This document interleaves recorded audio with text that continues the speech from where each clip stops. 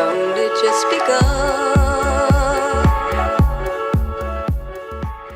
And yes, we've just begun.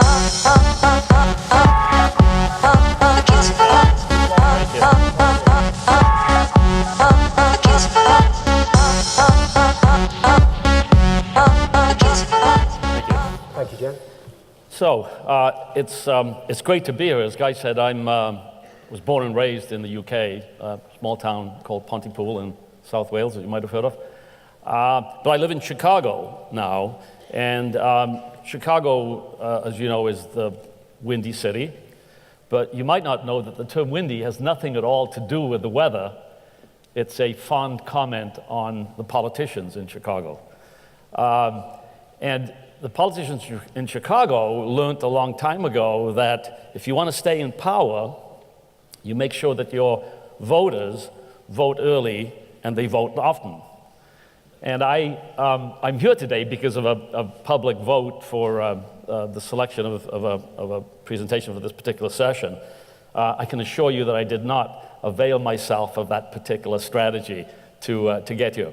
So I'm going to talk about what we've learned at comScore over the past decade or so about how digital advertising works. And I've termed this from direct response to branding.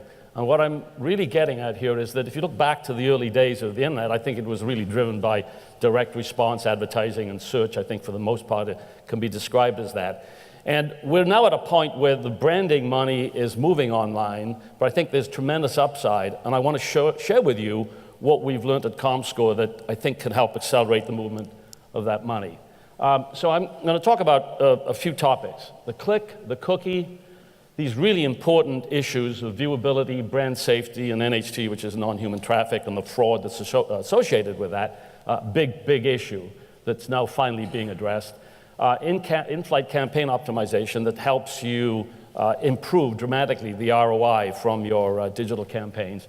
And then I want to wrap it up with a comment on multi-platform and the role that mobile is playing. And you've heard a lot of comments this morning about the importance of mobile. I personally think it's the biggest change that we've seen since the introduction of the internet. I want to comment on that. Let me start by showing you this. There's some interesting data here. This is a comparison of the UK and the US in terms of the share of all spending, ad money, by particular medium. And you'll see that in the UK, the internet in total is bigger than television advertising, which is not the case in the US, where the internet is about 60% of the money spent on television advertising. But if you break down the internet component in the UK, you start to see something really interesting, because if you separate search and display, and I'll suggest that most of the branding advertising comes in the form of display-related. Video is also included in there, where search is, again, more of a direct response medium. You'll see that display is actually running only at about 46% of the money that's spent on television, which for the most part is branding advertising. So even though internet spending in total is really healthy in the UK, I think there's a significant opportunity to increase the amount of branding advertising that's run. And that's really what I want to talk about today. And I was encouraged by a survey that the IAB had conducted earlier this year, where they found that 81% of respondents think that a better understanding how online advertising works in a branding sense will be beneficial for the industry. And then 3/4 of them think that a move towards the viewable impression, or impressions that are in view to the consumer, as opposed to just counting served impressions, will also be beneficial for the industry. And I'll comment on that as I go through my material here. So let me start with this. Clicks are at best an incomplete and at worst a misleading metric. And I want to stress, I'm talking about display here, I'm not talking about search. I've been trying to kill the click on displays for the better part of 6 years, unsuccessfully, as you'll see in a second. Okay, so if you go back again to the early days of digital advertising, the click-through rate, certainly on display, was higher than we are seeing today, but it is a simple, fast, and inexpensive metric, and I think that all too often that's the driver of what's used as the metric to evaluate digital. And it can be really wrong and lead you down the wrong direction. It is obviously a popular measure for search. It works well for search. And I think in the early days, there was a novelty aspect about just banner ads that caused these click rates to be higher. But if you look at these click rates today, they are abysmally low. These are the percentage of ad impressions in a campaign clicked on by country. Now, if you convert it from a percentage to the absolute numbers, it's 0.1% is 1 in 1,000 impressions clicked. And I would suggest that if that's the measure of the effectiveness of digital advertising, the conclusion is kind of inescapable that it doesn't work. Unfortunately, it's still used. So I ran recently a survey of the industry and asked, how often do you use the click to evaluate the effectiveness of display advertising? And the results are pretty shocking, because on average, 4 out of 10 people said that they almost always use it. I suspect the reason is because it's simple, fast, and inexpensive to compute, but it's also going to lead you down the wrong path. Now, we've done a lot of work, as I said, at comScore over the years, and we've measured the impact of digital advertising using a variety of different metrics. Branding metrics, we've used action metrics, we've used sales. This is from a study we did in Europe, looking at hundreds of different campaigns that were run. Even with click rates of 0.1%, we saw a 52% lift on average in site visitation, a 49% increase in branded search queries, even with click rates being 0.1%. And no correlation at all between the low click rates and the effectiveness of the campaign. Also looked at the impact of digital campaigns on sales.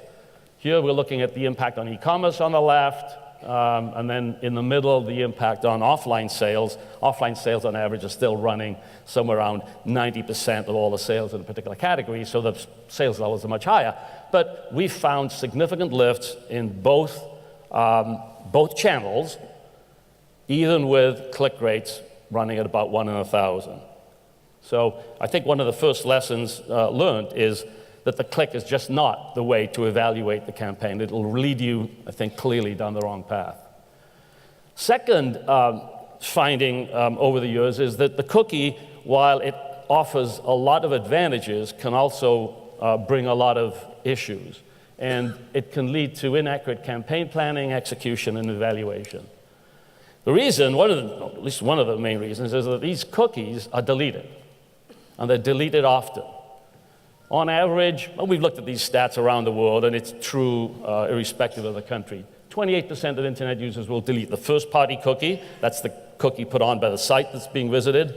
A higher number, 37%, will delete third-party cookies. And bear in mind then, when that third-party cookie, which is an ad server cookie, for example, when that gets deleted, the ad server sees that same machine again, it thinks it hasn't received an impression, it puts another impression on, the cookie gets deleted, et cetera, and it builds up the frequency to really high levels. Another problem, 48% of European consumers use multi-user machines, talking about desktops here, and the cookies can never really accurately tell who's on the computer at any point in time, and so it gets the targeting wrong. The demo data attached to the cookie becomes outdated, that can cause additional problems. And so what we found is that if you only use cookie-based measures, you will overstate, for example, the monthly unique visitors to a site by a factor of 2.5. You will overstate the campaign reach by a factor of 3.5, and then understate the frequency that's being delivered by that same factor. So be very careful when you're using cookies. Now, the accuracy of cookie-based targeting in this next lesson leaves a lot to be desired. Let me just tell you the context of this. So about 6 years ago, I get a call from one of our clients, happened to be one of the largest advertisers in the world. I'll let you figure out who it is. And the conversation went something like this. Jan, we've got an issue I think you can help us with. We're beginning to move our branding ad dollars online, and our executives, all the way up to our CEO, were shocked to find that there was no audience guarantee in digital the way that they were used to getting in television. And so all kind of red flags went off, and we're beginning to worry that we're not getting what we're paid for. So we'll tag 8 of our campaigns for you. Will you tell us where those ads are falling within the comScore panel? which we did, and I want to show you the results, and the results were disturbing. This is the percentage of the impressions from each of 8 campaigns that were landing on a particular target. They told us what the targets were for each campaign, so we were able to look at, was it the right geography, was it the right demos, was it the right frequency? The campaign was supposed to have less than a frequency of 5 delivered to it. The first campaign we looked at, on the left here, half of the impressions fell outside of the US, which is a little problem since the product wasn't available outside of the US. You'll see that that issue existed across campaigns, more important with some of them than others. The orange-yellow bar shows the percent of the impressions that were delivered in the correct geography, but the demos were wrong. Either it was the wrong gender or the wrong age or a combination of both. So when we saw this, it led actually to the development of our campaign measurement systems that help optimize the delivery of campaigns in next to real time. Now, the reason that cookie-based targeting isn't going to be totally accurate is driven by a number of factors. The demographic data can become outdated. If you're using registration data, not all of that's accurate. Half of the computers are shared, so you never know with the cookie who's on the machine at any point in time. And then you've got the additional problems, some targeting infers demography based on content consumption. And this is the accuracy level across some of the countries in Europe if you're using cookie-based targeting. On average, it's running somewhere about a half of the impressions you deliver will hit the wrong target. The next lesson, the measurement of viewability, brand safety, and non-human traffic provides a much-needed transparency in this increasingly opaque, programmatic-driven world that we're now in.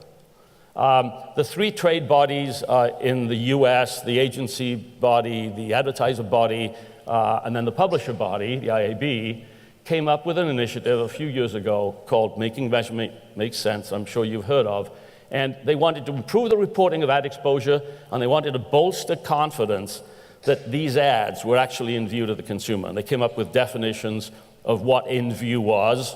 You could take issue with the definitions, but for now, that's the definition. So for non-video ads, a half of the pixels have got to be in view for at least a second, which is not a lot, but at least we're moving off of not counting viewability at all. So when we measured that, this is what we found. On average, a half of these ad impressions were delivered and not in view to the consumer. And needless to say, an impression that's not in view has no chance of having an impact. The viewability rate was higher for the premium sites than for the networks and exchanges, as you see here. So 7 of the 10 impressions on the networks and exchanges are not in view. And when we looked into that, the biggest driver of that was that the impressions were being delivered to bots, and it was a function of fraud. There's more fraud out on the open exchanges than you get on the premium sites. Why is 100% in view not realistic? Well, the user could scroll down the page, leave the page before the ad is rendered. The user's browser isn't on the full screen setting, and then you've got this issue of non-human traffic, where I think the measurement of viewability, I think, has finally shone a much-needed spotlight on this issue, and we're beginning to address it. It's not an easy one to solve, but at least we're now getting some really smart minds addressing this issue. And needless to say, again, advertising needs to reach people, and this non-human traffic, which is, some people have said that 30% of all of the traffic on the web is bot traffic, is non-human traffic, is siphoning off just massive amounts of money. As I said, it's finally being addressed. Okay, the 5th lesson, in-flight optimization of campaign delivery can have powerful brand building and ROI effects.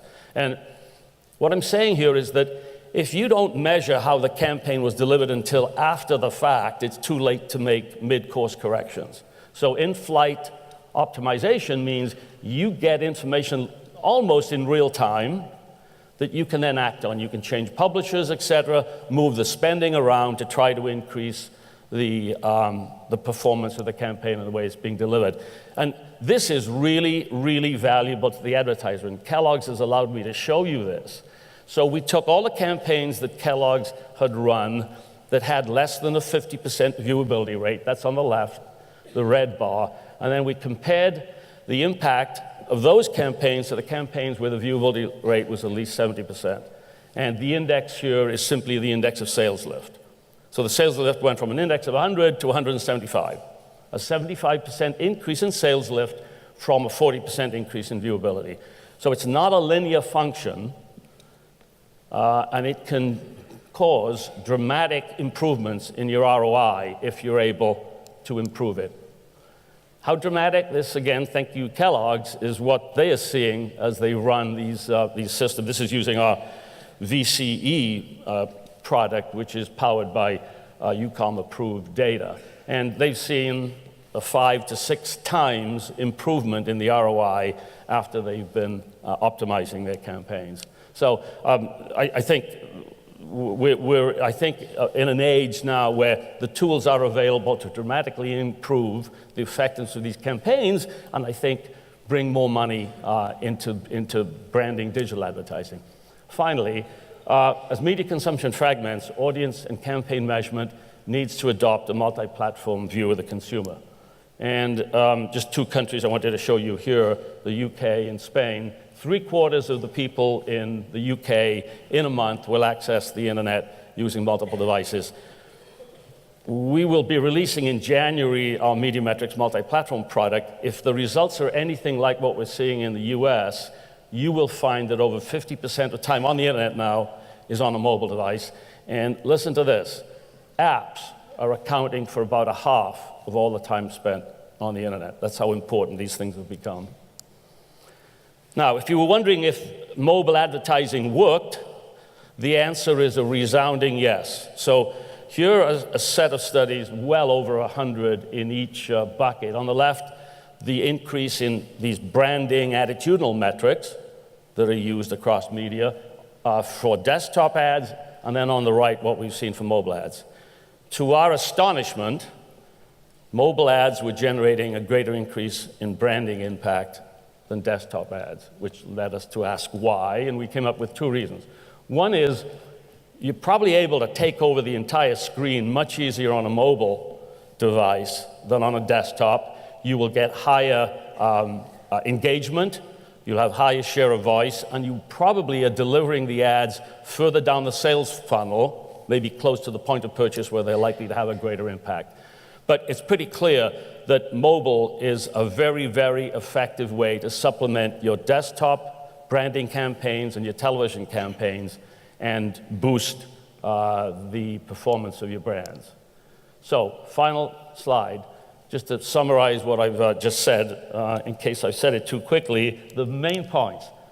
Forget the click when you're measuring the impact of display ads. Measure attitudinal and behavioral response. It'll cost you a little additional money, but I think it's well worth the expense in terms of the improved accuracy that you get. Advertisers absolutely need accountability and transparency if their confidence in using digital is to improve in the branding world.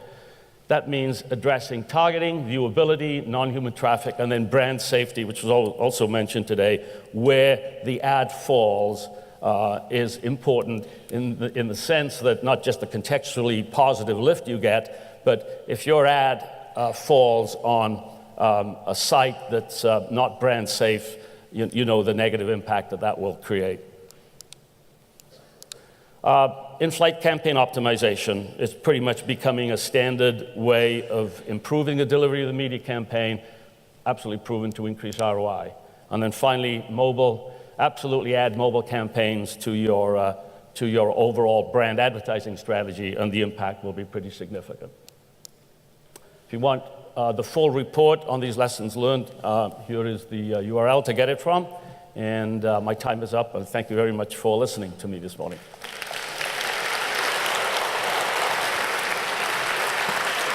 Many thanks. You mentioned almost in passing that the audiences are moving over to mobile, particularly into apps. Do you think ultimately we'll be moving into a wholesale situation where actually most internet traffic is via apps on mobile devices? So What's interesting is that if you look at the increase in mobile time spent, Yeah. it's not in total coming out of desktop. Desktop time is not going down. What's happening is the pie is getting bigger. It's not a zero-sum game. In our US measurement, in the past 3 years, time on the internet has doubled, driven by these additional devices. What will be a challenge, I predict, is with apps. A marketer has two problems. They got to get the app onto the phone, and then they got to get the app used. And while people have a lot of apps on their phones, we're seeing that 3/4 of the app usage comes from only 4 apps on average for a person. Yeah. So as the world moves to apps, I think marketers are going to have an additional challenge to face. Can you get on the front page of my apps? Thank you very much indeed, thank you. Gian. Brilliant. Great to see you. Thank you. We've only just begun.